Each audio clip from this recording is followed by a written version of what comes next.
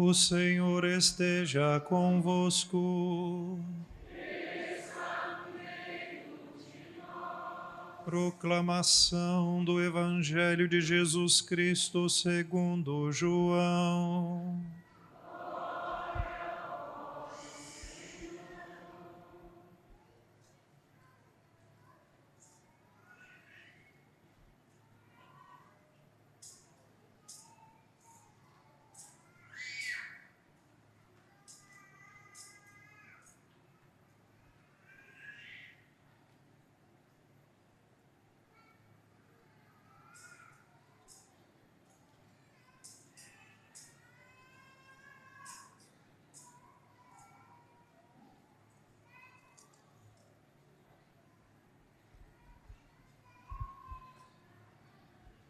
Naquele tempo, Jesus disse a seus discípulos: Eu sou a videira verdadeira, e meu Pai é o agricultor.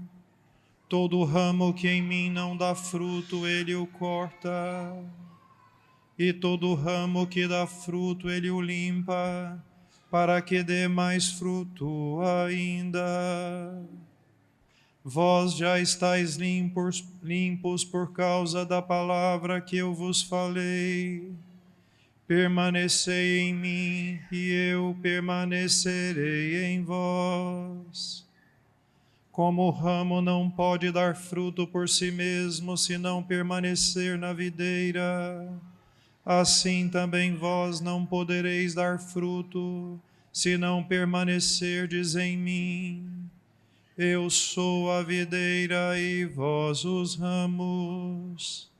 Aquele que permaneceu em mim e eu nele, esse produz muito fruto, porque sem mim nada podeis fazer. Quem não permanecer em mim será lançado fora como um ramo e secará. Tais ramos são recolhidos, lançados no fogo e queimados. Se permanecerdes em mim, e minhas palavras permanecerem em vós, pedi o que quiserdes, e vos será dado. Nisto meu Pai é glorificado, que deis muito fruto e vos torneis meus discípulos.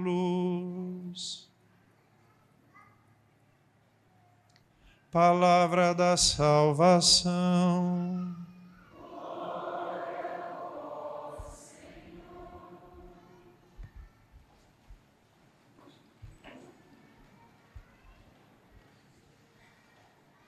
Meus queridos irmãos e aqueles que também nos acompanham, porque essa homilia está sendo gravada também, vocês sabem disso. Eu queria hoje continuar essa minha meditação sobre a celebração da Santa Missa. Eu disse isso lá no início do tempo da Páscoa, né, que faria, nestes domingos do tempo pascal, uma meditação, uma homilia sempre sobre a celebração da Santa Missa, dada a importância que a Santa Missa tem na nossa vida, né? Eu já usei essa expressão e hoje ela ainda vai ficar talvez mais evidente, né? De que a Santa Missa é o cume da nossa vida cristã. Isso significa, né, que nós, de qualquer maneira, vivemos subindo neste monte que é Cristo, para usar a expressão que está na oração da coleta de Nossa Senhora do Carmo, né? Então, vivemos subindo neste monte que é Cristo e também podemos dizer neste monte com Cristo, né? E na semana passada eu falei sobre a liturgia da palavra e sobre a primeira parte da liturgia eucarística, que era o ofertório. E eu falei para vocês que o ofertório conclui-se com aquele convite do presidente da celebração, do sacerdote, para que oremos para que o meu sacrifício, o vosso sacrifício, seja aceito por Deus Pai. E aí a comunidade, num diálogo com o sacerdote, pede a Deus que receba este sacrifício pelas mãos do sacerdote. E hoje eu queria continuar justamente a partir daqui. Então, depois deste diálogo, vamos dizer assim, inicial, o sacerdote, sobretudo aos domingos e solenidades, ele canta aquilo que nós chamamos de prefácio, ou seja, aquilo que está feito previamente, se a gente fosse traduzir literalmente.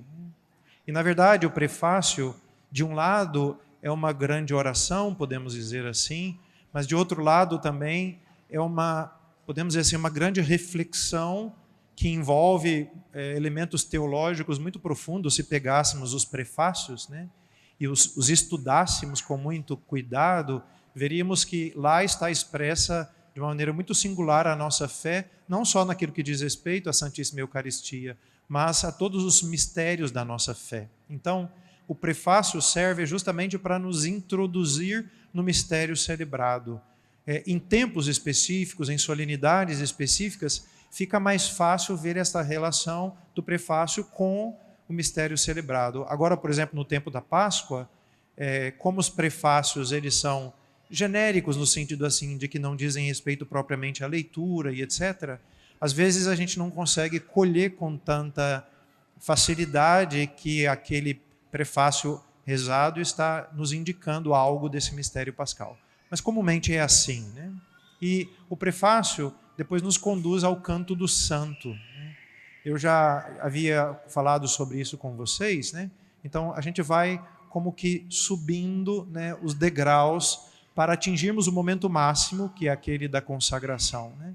Então, num primeiro momento, nós cantamos o Glória. Então, como povo de Deus, elevamos ao Pai, ao Filho e ao Espírito Santo o nosso hino de louvor.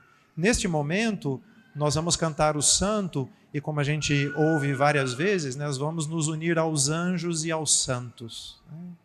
Então, agora vamos dizer assim, subir um degrau a mais, né? Além de cantar por nós mesmos, né? Vamos cantar junto com os anjos e com os santos este grande louvor a Deus também, Pai, Filho e Espírito Santo. Queremos, como o profeta Isaías, porque o texto é tirado um pouco do profeta Isaías e um pouco do texto do Apocalipse, né? Então nós queremos cantar este chamado trisagion em grego, né? Ou seja, a santidade de Deus, 3 vezes santos. É importante só notar um pormenor: os gregos não tinham o superlativo que nós temos no português, né?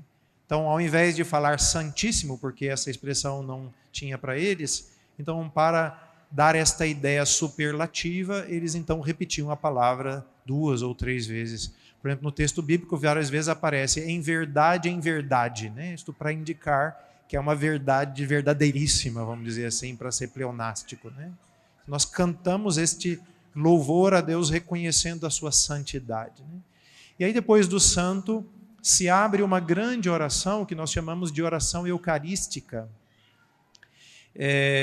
que foram se desenvolvendo ao longo da tradição. Eu já citei aqui algumas vezes para vocês esses textos mais antigos, como, por exemplo, a Apologia dos Cristãos, de São Justino Mártir. Citei também já a Didaquê, ou Doutrina dos 12 Apóstolos, mas também tem textos de Santo Irineu de Leão e outros, né, que ao descreverem a Santíssima Eucaristia, já falam de uma oração elevada pelo bispo, porque naquela época, nos primeiros séculos cristãos, era só o bispo quem celebrava a liturgia, né? Só depois, com o crescimento, é que também os sacerdotes passaram a celebrar.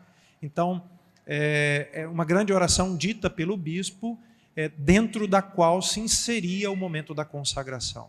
Eu não vou ter tempo aqui, o tempo é escasso, infelizmente, de explicar todas as orações e cada uma das partes desta oração. Mas a gente vai ver que, na verdade, esta é uma oração que cada uma das suas partes tem diversos sentidos, né? Às vezes nós intercedemos pela igreja, às vezes rezamos pelos vivos, às vezes rezamos pelos defuntos, né? Ou seja, a igreja unida a Cristo, que oferece o seu sacrifício para o Pai, né? Ela vai elevando as preces ao Senhor como um incenso que sobe deste altar, como daqui a pouco a gente vai ver no ofertório, o padre vai incensando o altar, justamente para que as nossas preces, como aquele incenso, né, suba diante de Deus, vá para diante de Deus, como a gente lê no texto do Apocalipse, né? Então, a igreja vai apresentando diante de Cristo, para que Cristo eleve ao Pai todas essas nossas intenções. E se a gente poderemos pensar assim simbolicamente, né, que esta oração, ela ainda mais é como se nós estivéssemos acompanhando Cristo desde o seu processo de de condenação até o momento da sua crucificação e morte, né? Nós estamos subindo com Cristo até o Calvário. Nós sabemos que Jesus, depois da sua condenação, ele faz a sua via sacra, né? Ou seja, ele faz aquele caminho de dores, carregando a sua cruz, até chegar no Monte Calvário, ser crucificado e morrer, né? Então, a oração eucarística, sob certo aspecto, a gente pode dizer, né, que é este caminho que nós estamos fazendo com Cristo, né? Por isso eu queria repetir, né, não é só porque as crianças estão chorando mais hoje, né, mas a gente precisa se empenhar com muita sinceridade de acompanhar, né, mesmo que eu não seja capaz de tomar consciência simultânea de todas as palavras, de todos os seus sentidos, né? Mas deveríamos, assim, interiormente, sobretudo, e também exteriormente, né, acompanhar aquilo que o sacerdote está fazendo, né? É interessante porque no passado, quando se perguntava ao padre o que ele ia fazer, e ele estava para celebrar a Santa Missa, ele dizia, vou fazer o Santíssimo, né? Por quê? Porque o padre aqui está agindo, né? É um facere, ou seja, é um fazer do seu ministério. Então, acompanhamos o sacerdote que age na pessoa de Jesus Cristo e vai elevando essas orações em nome da igreja até chegar naquele momento que é o cume, que é o momento da consagração. Aqui fica mais evidente que o padre não é uma pessoa qualquer, né? Hoje, às vezes, para valorizar o ministério leigo, às vezes se usa essa expressão, né? Certamente nós não somos melhores do que os outros simplesmente porque somos padres, porque a ordenação sacerdotal nos fez padres, mas não nos fez santos. A santidade também é algo que para nós é uma meta a ser conquistada, entre aspas, porque nós não é que conquistamos pela nossa força, mas também é meta para a nossa vida, né? Porém, o sacerdote, ele é configurado a Jesus Cristo, sumo e eterno sacerdote. Há algo no padre que não existe em mais ninguém, né? Por causa dessa sua configuração. E naquele momento da consagração, que podemos dizer é aquele momento onde estamos lá no cume do Calvário, e naquele momento Cristo, vamos dizer assim, na pessoa do sacerdote atualiza o seu sacrifício, então chegamos no ponto mais alto da missa. E o padre, dizendo aquelas mesmas palavras de Cristo, as diz não como se estivesse narrando uma história, mas as diz como Cristo, porque naquele momento ele age, o termo técnico é in persona Christi, ou seja, na pessoa de Jesus Cristo. Ele toma o pão e diz, isto é o meu corpo. Pois toma o cálice com o vinho e diz, isto é o meu sangue. Tem uma carta que o Papa João Paulo II escreveu há muitos anos atrás. Ele escrevia a cada quinta-feira santa, ele escrevia uma carta para nós padres, porque era o dia da instituição da Eucaristia e do sacerdócio, né? E numa dessas cartas ele diz, oxalá cada sacerdote pudesse dizer, não só em nome de Cristo ou na pessoa de Jesus, mas pudesse dizer em seu próprio nome, diante da comunidade que lhe foi confiada, que este também é o seu corpo que ele oferece em sacrifício. Este também é o seu sangue que ele oferece, derramando a cada dia a conta gota, se consumindo pela vida da igreja. Mas este é o momento importante. E aqui eu gostaria assim que vocês escutassem com toda atenção. A igreja não faz teatro. Nós não estamos aqui representando nada. Nós não estamos aqui simplesmente repetindo um rito, como se nós estivéssemos simplesmente lembrando do nosso modo ocidental daquilo que aconteceu. Na verdade, o que nós estamos aqui fazendo é repetindo ritos, sim, a começar daquele rito inicial da primeira Santa Missa, né? A começar daquele primeiro rito que foi Cristo quem instituiu, e depois de todos aqueles ritos que ao longo da história da igreja foram se desenvolvendo, amadurecendo, se constituindo. É claro, nós estamos fazendo isso, mas nós estamos, sobretudo, né, testemunhando o sacrifício de Cristo que é atualizado sobre esse altar. O que acontece sobre o altar é o que aconteceu lá no Calvário, e por isso eu falei para vocês, né, nós vamos subindo com Cristo para testemunhar a sua morte. É muito bonito, vou antecipar um pouquinho, que depois o padre parte o pão, né, ou parte o corpo de Cristo, as espécies eucarísticas, que são a espécie do pão, e depois também a do vinho, né, mas Cristo, o sacerdote parte o corpo de Cristo um pouquinho antes da comunhão. A gente pode pensar simbolicamente, é claro, né, que que aquele partir do pão é como se fosse o momento em que o coração de Cristo foi transpassado pela lança. Podemos dizer que Cristo é, de novo, transpassado por aquela lança que abre o seu coração para jorrar o seu amor por nós. E isto se dá quando Cristo está morto na cruz. Por isso, aquele partir do corpo de Cristo, que é a fração do pão, né? Fractio panis, diz o texto em latim, e por isso, na celebração da Eucaristia, lá nos Atos dos Apóstolos, o primeiro nome que ela recebeu foi de fração do pão, isso está no texto dos Atos dos Apóstolos, capítulo 2, né? Então, nós relembramos a morte de Cristo. Porque relembramos não no sentido só ocidental, mas no sentido judeu da palavra, ou seja, de atualizar aquele mistério aqui. E por isso, nós não estamos simplesmente, como eu disse, né, celebrando um rito, apesar de que é um rito e é o rito mais sagrado que nós temos. Mas nós estamos testemunhando através disso a celebração sacramental do sacrifício de Cristo. Por isso a gente tem que, de novo, vou insistir com vocês, né? A gente precisa aprender a fazer silêncio na igreja. Precisamos aprender a fazer silêncio. Sobretudo pela preparação que temos que ter para acompanhar a celebração da liturgia. Eu falo isso sempre, mas é muito duro, né? O que me consola é que São João Maria Vianney falou 20 anos isso para a sua comunidade também, e era ele, né? Então a gente precisa fazer silêncio, para que a gente tenha condições de acompanhar com o mínimo de distração possível aquilo que está acontecendo. Porque nós vemos isso com os olhos da fé. Porque diante de nós, o que nós vimos nos trai.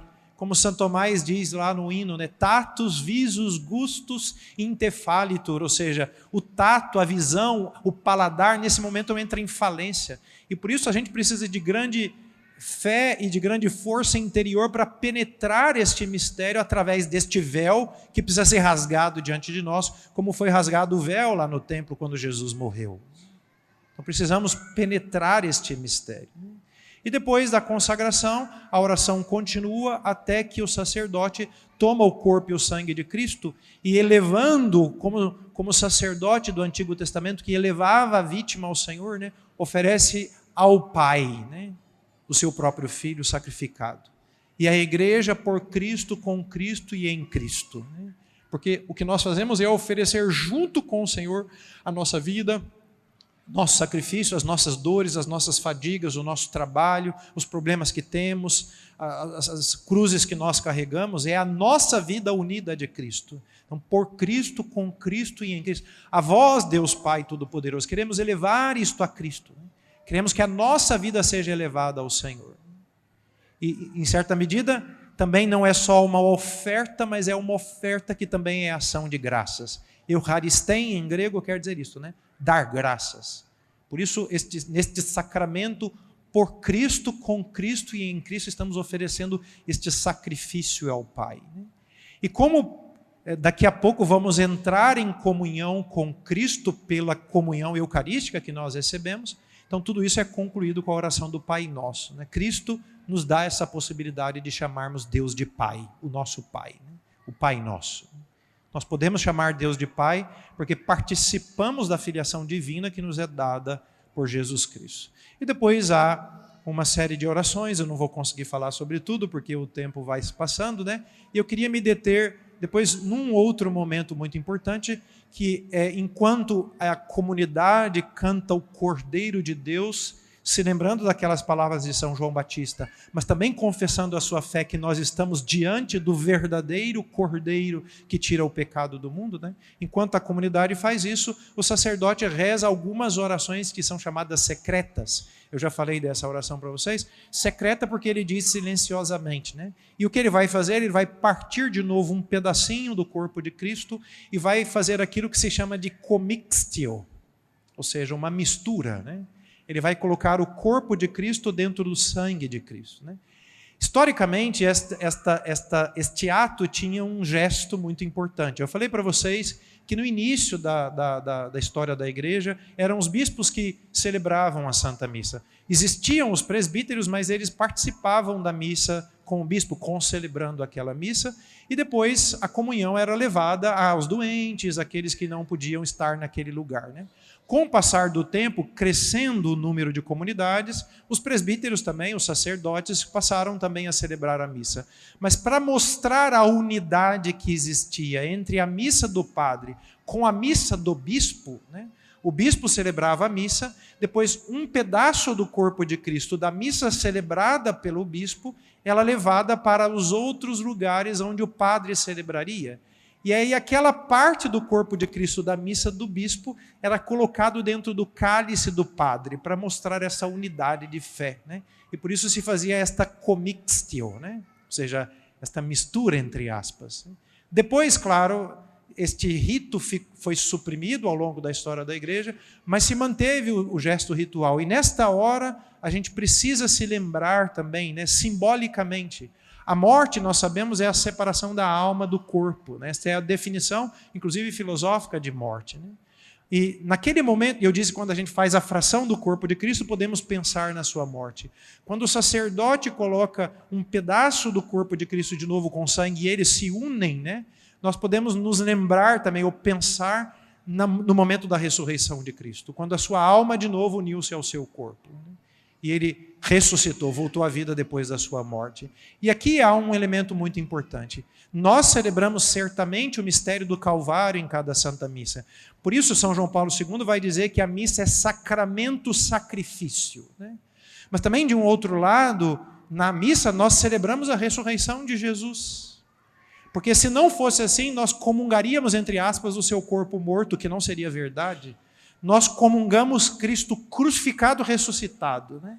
E por isso, naquele momento da commixtio, nós podemos nos lembrar disso, né? Cristo crucificado venceu a morte, e por isso ele pode nos dar vida. E por isso, quando nós recebemos a Sagrada Comunhão, o que nós estamos fazendo é entrar em comunhão com o crucificado e ressuscitado. E por isso estamos aurindo da sua vida esta fonte inesgotável de vida que nós temos para um de nós. Por isso Cristo morre na cruz, não para ficar morto, ele morre para ressuscitar. E na Eucaristia, todo o mistério que nós celebramos é também porque Cristo quer entrar em comunhão conosco. Hoje a gente ouviu no Evangelho várias vezes, né? Permanecei em mim, né? É isto que Cristo quer. Cristo quer que nós permaneçamos unidos a Ele. Por isso também a Eucaristia também é sacramento comunhão, né? Ou seja, este sacramento que nós celebramos é para podermos entrar em comunhão com Ele. E aqueles que não podem, por razões diferentes, receber a Sagrada Comunhão, né, em primeiro lugar, deveriam se empenhar com todas as forças para eliminar todo e qualquer obstáculo para receber a Sagrada Comunhão. Mas, não podendo receber a Sagrada Comunhão, naquele momento, aqueles que não podem comungar fisicamente, deveriam fechar os olhos e também rezar, para pedirem graças especiais ao Senhor, para pedirem a Deus que de algum modo também os alcance pela sua graça. E a Sagrada Comunhão é para nós, né, um momento muito particular. São Paulo VI diz que na Eucaristia Cristo faz-se presente por aquela presença por antonomasia, né? A presença da maneira mais sublime e a mais verdadeira possível em nosso meio. E nós podemos comungá-lo. Isso é uma coisa que eu repito sempre, né? Aqui nós vemos, podemos dizer assim, a objetividade da nossa fé. Quando nós dizemos que Cristo nunca abandona a sua igreja, isto não é por um vago sentimento, ou por uma ideia piedosa simplesmente da nossa parte, ou porque a gente gostaria muito que fosse assim. Não é isto. Cristo não abandona a sua igreja porque Ele está sempre sobre cada altar. Não sei se já pararam para pensar, né? Um dia tem 24 horas, mas nem todos os países estão no mesmo fuso, né? E a cada segundo, para repetir o texto de Malaquias, né? A cada segundo é oferecido esse sacrifício em algum lugar no mundo. Agora está sendo aqui. Pode ser que há 10 minutos atrás foi, não sei, em São Paulo. Depois, há meia hora atrás foi em Manaus. Há 1 hora atrás foi no Peru. E se a gente quisesse pensar na frente, né? Os italianos já celebraram a missa lá, os japoneses já celebraram a missa lá, né? Então, é ininterruptamente absolutamente Cristo se faz presente e renova esse sacrifício. Por isso o Padre Pio podia dizer que nós podemos até viver sem o sol, mas não viveríamos sem a missa. Por quê? Porque a nossa vida depende desse sacrifício que se atualiza. E a cada vez que ele é atualizado, nós como igreja, porque a igreja somos nós, né, temos a possibilidade de entrar em comunhão com o Senhor. Por isso que depois que nós recebemos a Sagrada Comunhão, a não ser os pais e as mães que têm que cuidar dos seus filhos, né, porque são pequenos, né, todos os outros deveríamos voltar para o nosso lugar, esquecer tudo que está à nossa volta, fechar os nossos olhos e nos concentrar em Cristo que está dentro de nós. Pelo máximo de tempo possível. Padre, quanto tempo? Esperem eu dizer oremos para abrir os olhos. Parem de abreviar este tempo que é único. Imagina, o corpo de Cristo vai estar fisicamente dentro de nós aproximadamente por uns 15 minutos. Então, fechem os olhos e se concentrem nele para adorá-lo, para amá-lo, para que a gente possa entrar numa comunhão verdadeira, não só objetiva, mas também subjetivamente consciente de que é Cristo presente na nossa vida. É momento de dar graças a Deus. Eu aprendi isso lendo o livro de um santo. Cada vez que eu comungo, eu digo, Senhor, obrigado, porque o Senhor me deu a chance de comungar mais uma vez. Quando é, como hoje, né, 2 vezes, eu disse, obrigado, porque eu comunguei esta segunda vez neste domingo. Imagina, tem gente que não pode receber a Sagrada Comunhão.